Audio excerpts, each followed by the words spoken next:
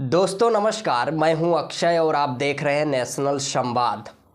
हाल ही में 5 राज्यों में विधानसभा के चुनाव होने जा रहे हैं और कल राहुल गांधी छत्तीसगढ़ में धान काटते हुए दिखे। और ये कोई पहली बार नहीं है। राहुल गांधी लगातार जिस तरीके से जनता के बीच में जा रहे हैं और अपनी संवेदना व्यक्त कर रहे हैं और उनके प्रति अपनी सहानुभूति दिखा रहे हैं, और जिस तरीके से राहुल गांधी लगातार सामाजिक न्याय के मुद्दों को उठा रहे हैं, वहीं पर देखने को ये मिल रहा है कि जहां प्रधानमंत्री नरेंद्र मोदी लगातार रैलियां कर रहे हैं और 5 राज्यों में रैलियों में देखने को मिल रहा है कि कुर्सियां खाली रह रही हैं, खाली पड़ी रह जा रही हैं। और वहीं पर राहुल गांधी की जो रैलियां होती हैं उसमें भारी जमावड़ा, भारी संख्या में लोग पहुंच रहे हैं। इन सारे विषयों पर मैं एक संक्षिप्त चर्चा करने के लिए आप सभी के समक्ष मौजूद हुआ हूं। सबसे पहले इस विषय पर हम लोग ये स्पष्ट करना चाहूँगा मैं कि राहुल गांधी जी जिस तरीके से लगातार कुलियों के बीच में पहुंच जाते हैं, कभी खेत में धान की रोपाई करते हुए दिखते हैं और कभी ट्रैक्टर चलाते हुए दिखते हैं, कभी फर्नीचर के दुकान पर जाते हैं, लकड़ी काटते हुए दिखते हैं, कभी गाड़ी के गैराज में दिखते हैं, कभी वो बसों में पहुंच जाते हैं, ट्रेनों में पहुंच जाते हैं, यात्रा करने लगते हैं, कभी महिलाओं के बीच में, छात्र नौजवानों के बीच में पहुंच जाते हैं और उनकी बेरोजगारी से जो स्थिति है उसको जानते हैं और उनको आश्वस्त करते हैं कि हम आगे आपको न्याय दिलाएंगे या रोजगार के मुद्दे पर हम संवेदनशील हैं, गरीबों का दुख दर्द समझने की कोशिश कर रहे हैं। इसी कड़ी में कल राहुल गांधी जी जब धान काटते हुए दिखे तो ये तमाम इस प्रकार से, और उन्होंने ये दावा किया कि 150 सीटें हमारी छत्तीसगढ़ में आ रही हैं, यानी बहुमत की सरकार मैं बनाने जा रहा हूँ।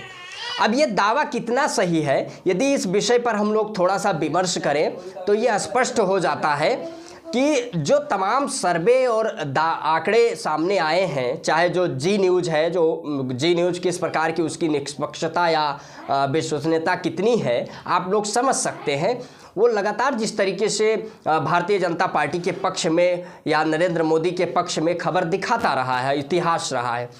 लेकिन जी न्यूज़ भी जो सर्वे पेश किया, कांग्रेस को बहुमत दिया, तो इसी प्रकार से तमाम वो चैनल्स जिन्होंने कांग्रेस को सर्वे में दिखाया कि बहुमत की सरकार कांग्रेस की बन रही है, इसका रीजन भी है कि क्योंकि सच्चाई से अगर भागते हैं तो इनकी विश्वसनीयता खत्म होगी, प्रश्न चिन्ह लगेगा, इसलिए सच्चाई को मजबूरी में दिखाना पड़ रहा है। कांग्रेस भारी पड़ रही है। अब सवाल ये उठता है कि कांग्रेस लगातार जिस तरीके से राहुल गांधी जी सामाजिक न्याय के मुद्दे को लेकर संवेदनशील हैं, चाहे जाति जनगणना की मांग हो या ओबीसी के प्रतिनिधित्व की बात हो या SC/ST या महिला आरक्षण की बात हो, पॉलिटिकल रिजर्वेशन की बात हो, उन तमाम मुद्दों पर राहुल गांधी लगातार ये संवेदनशील दिख रहे हैं और उनका एक कहना भी है कि हमारी सरकार बनती है तो हम जातीय जनगणना कराएंगे। लेकिन इसके पीछे एक ये समझने की ज़रूरत है कि जिन राज्यों में राहुल गांधी की सरकार है, अभी तक उन राज्यों में राहुल गांधी ने जाति आधारित जनगणना क्यों नहीं कराया। दूसरा सवाल ये है कि राहुल गांधी जी यदि सामाजिक न्याय के प्रति संवेदनशील हैं और ओबीसी का वो प्रतिनिधित्व चाहते हैं, तो उनसे ये सवाल है कि जो 5 राज्यों में चुनाव होने जा रहा है, उन राज्यों में आपने क्या ओबीसी को संख्यानुपात में प्रत्याशी बनाया? महिलाओं को क्या संख्यानुपात में आपने प्रत्याशी बनाया? नहीं। यदि आपने ओबीसी को संख्यानुपात में प्रतिनिधित्व नहीं दिया तो कैसे ये देश की आवाम राहुल गांधी पर या कांग्रेस पर विश्वास करे कि राहुल गांधी जी सामाजिक न्याय के मुद्दों को लेकर संवेदनशील हैं। दूसरा सवाल ये है कि राहुल गांधी जी ने एक आरोप लगाया कि टीवी पर 24 घंटा नरेंद्र मोदी दिखते हैं, यानी उनकी क्योंकि टीवी अखबार में किसान, मजदूर या कमज़ोर वर्ग के या कमज़ोर वर्ग का पृष्ठभूमि के लोग नहीं हैं, वहाँ पर उनकी भागीदारी सुनिश्चित नहीं हो पाई है। सवाल ये है कि इससे पूर्व में जब कांग्रेस की सरकार थी तो क्या मीडिया तंत्र का या सरकारी एजेंसियों का क्या कांग्रेस दुरुपयोग नहीं की?